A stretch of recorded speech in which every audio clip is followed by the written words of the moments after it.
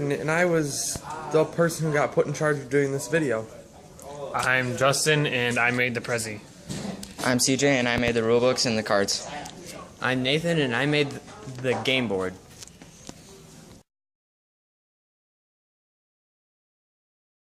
To Kill a Mockingbird and ecosystems is that they both have a population and they both have a food chain. And organisms, abiotic things, habitats, biomes, climate, and weather. An ecosystem has living things in it.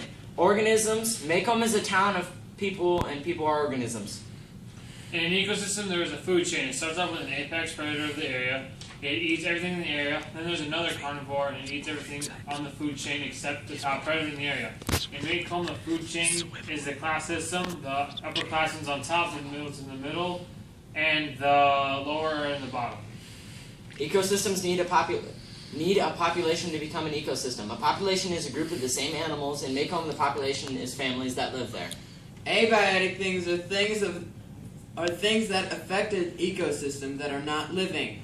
In Macomb, some abiotic things that affect their community are houses, money, and clothing. Habitats are the area that animals live in.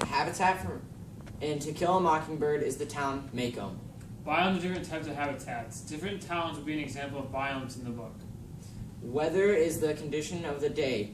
Like, it's partly cloudy with a chance of rain. The weather there is really hot. The climate is average weather in an area. The climate of Macomb would be really high. We have these pieces, and the black one is Tom Robinson. The red one's Scout. The green one is Jem, and the yellow one is Atticus.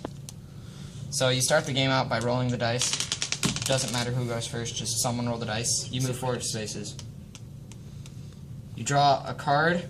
You start out with rations. You draw a card, and it says attack. I choose a player to attack. Nathan, I attack you. You each grab a dice. You roll. He won by 1, so he takes 1 ration from the pile.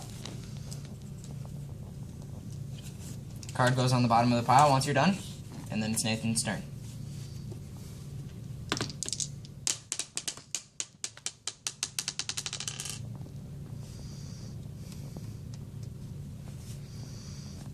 Draw a card.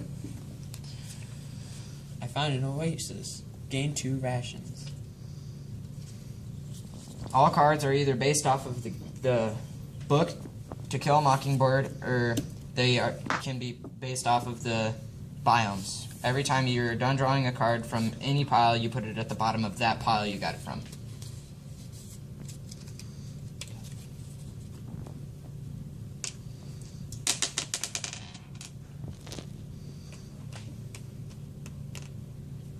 And there's nothing special about entering in a new biome, it's just a new spot. Found a fresh kill, gained 3 rations. The rations help keep you alive. When you run out of rations and you run out of life, you lose. So let's say I just ran out of all my rations and then also out of life. I'm out of the game. It continues as 2 people. So you 2 keep going. The game pretty much continues rolling the dice, drawing cards at the end of every turn, read the card, and then put it at the bottom of the pile. You can draw from any pile. This card allows you to save an opponent only from a card. If you do so, they lose 5 life and you gain 5 rations. So within those cards, you just keep it until someone needs to be saved from a card, and then you choose who to save. You can even save yourself.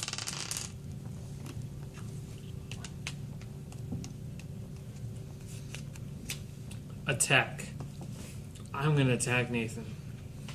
Nathan may use his card now, and the attack does not count.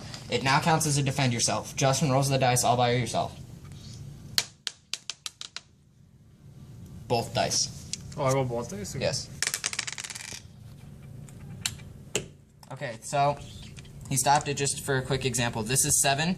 1 through 6, you lose that many rations, or lose that many life. And 7 through 12, you gain that many rations. So you gain 7 rations. 1, 2, 3, 4, 5, 6, 7. Then it continues on going turn by turn until all players